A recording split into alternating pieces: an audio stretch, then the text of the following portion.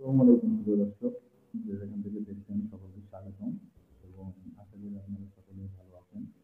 আমিও আল্লাহর রহমতে আপনাদের দোয়ায় ভালো আছি আলহামদুলিল্লাহ। প্রিয় দর্শক, আজকে কথা বলবো 2025 সালের ক্রোয়েশিয়ার আপডেট নিয়ে। বর্তমান বিষয় পরিস্থিতি কিরকম, এরপরে কি কি পরিবর্তন আসছে এবং এখন কি নিয়মে কিভাবে ফাইল সাবমিট করা যাবে, এগুলো নিয়ে একটু কথা বলবো। দর্শক, 24 সালের শেষের দিকে একটা গুজব ছড়াইছিল ফেসবুকে, যে সমস্ত গ্রুপ আছে ক্রোয়েশিয়ার বা ইউরোপিয়ান গ্রুপ, এরপরে বিভিন্ন এজেন্ট, দালালেরা বিভিন্ন গুজব ছড়াইছিল। সেটা হচ্ছে 2025 সালে অনেক কঠিন হয়ে যাবে ক্রোয়েশিয়ায় যাওয়া, এরপরে 3 বছরের পিআরসি দিবে, এরপরে ওরা অনেক নিয়ম চেঞ্জ নিয়ে আসবে, বাঙালিদের জন্য অনেক কঠিন হয়ে যাবে ওখানে যাওয়া। এরপরে 2,500 ইউরো নাকি ক্রোয়েশিয়ার পুলিশ স্টেশনে জমা দেওয়া লাগবে, যেটা বাংলাদেশে 1 লক্ষ টাকা ডিপোজিট করা লাগে।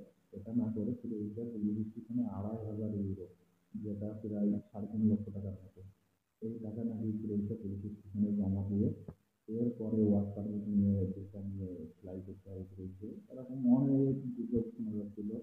আমাকে অনেকে ফেসবুকে হোয়াটসঅ্যাপে মেসেজ করে এগুলো জানাতে হয়েছিল। তা আমি ওই সময় বলে দিয়েছিলাম যে এরকম কোনো কিছু শোনা যায়নি এবং কোনো পরিবর্তন আসেনি যতক্ষণ না পর্যন্ত ক্রোয়েশিয়ার গভর্নমেন্ট কোনো একটা বিষয়ে সার্কুলার না দেয়, এই পর্যন্ত নিশ্চিতভাবে কোনো কিছু বলা যায় না, সব ধারণার বসে কথা বলে। তো যাই হোক, এখন 2025 সাল চলে আসছে। আজকে 6 তারিখ জানুয়ারি মাসে। তো এখন পর্যন্ত ক্রোয়েশিয়ার আপডেট হচ্ছে এটাই, আগে ঠিক যেমন ছিল, যে নিয়ম ছিল, সেই একই নিয়ম আছে, একইভাবে আপনার প্রসেস হবে। এবং ভিসা রেশিও বলতে গেলে 2023-24 সালে যেরকম লোক নিচ্ছে, এরা তার থেকে বেশি লোক 2025-এ নিবে এবং অনেক লোকের চাহিদা আছে। এছাড়া তেমন কোনো চেঞ্জ নেই। চেঞ্জ এতটুকু, এরা এখন স্কিল্ড ওয়ার্কার পাচ্ছে, স্কিল্ড ওয়ার্কার নেওয়ার বিষয়ে একটু গুরুত্ব দিচ্ছে। সেটা হচ্ছে কনস্ট্রাকশন রিলেটেড কোনো কাজ যদি কেউ জানে, তো তার ভিডিও পাচ্ছে এবং যদি এক্সপিরিয়েন্স সার্টিফিকেট থাকে সেটা চাচ্ছে। এই এতটুকু চেঞ্জ আসছে, বাদ বাকি একই সিস্টেমে সব চলবে ইনশাল্লাহ। এবং যেটা হবে আরো বেশি হবে ইনশাল্লাহ।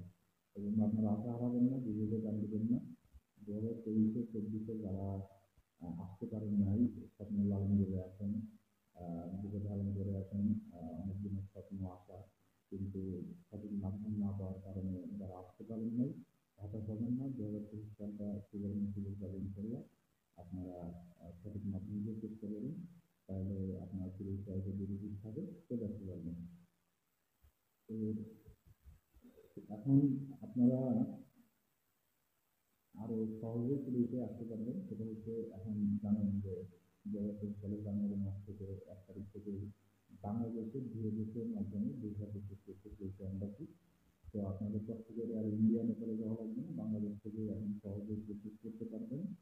তবে একটা জিনিস লক্ষ্য রাখবেন, বাংলাদেশে যেহেতু ভিএফএস সেন্টার আছে এবং বাংলাদেশে সরাসরি ভিসা প্রসেস করবে, এক্ষেত্রে বাংলাদেশের লোকজনকে মনে করেন যে সুযোগ পাইলে আর কি বলবো।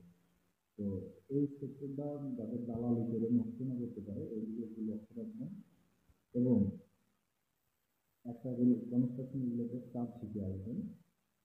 2025 সালে প্রচুর কনস্ট্রাকশন ওয়ার্কারের চাহিদা বেড়েছে আছে। এবং 2023-24 সাপ্লাই কোম্পানি, ছোটখাটো কোম্পানি তারা পারমিট ইস্যু করছে।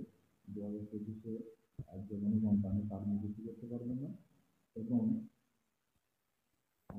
সময় যেমন পেন্ডিং ছিল 2023-24 প্রচুর সময় লাগবে ওয়ার্ক পারমিটের জন্য, 4 মাস 5 মাস এমনকি 7 মাস পর্যন্ত সময় লাগবে। আর 2025 সালে এই কাজগুলো আরো খুব দ্রুত হবে। এরকম যদি সঠিক মাধ্যমে যদি সঠিকভাবে প্রসেস করতে পারেন, তাহলে 2 থেকে 3 মাসের মধ্যে পারমিট পেয়ে যাবেন ইনশাল্লাহ। তো সবকিছু মিলে 2025 সালটা সুবর্ণ সুযোগ আমি বলবো। কোনো বাধ্যবাধকতা, জটিলতা, কঠিনতা কোনো কিছু তৈরি হয়নি, কোনো গুজবে কান দিবেন না, কোনো দালালের কথায় কান দিবেন না।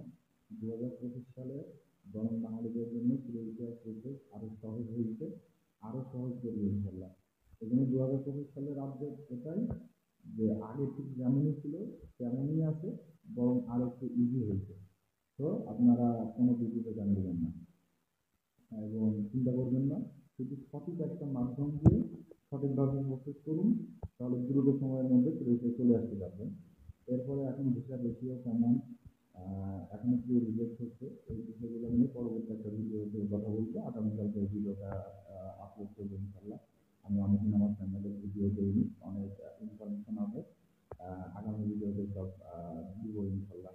তো দোয়া করবেন সবাই আমার জন্য এবং ভালো থাকবেন এবং আপনাদের সকলের মনের কাছে আল্লাহ পূরণ করুক, এই দোয়া ব্যক্ত রেখে আজকে ভিডিও শেষ করছি। আসসালামু আলাইকুম।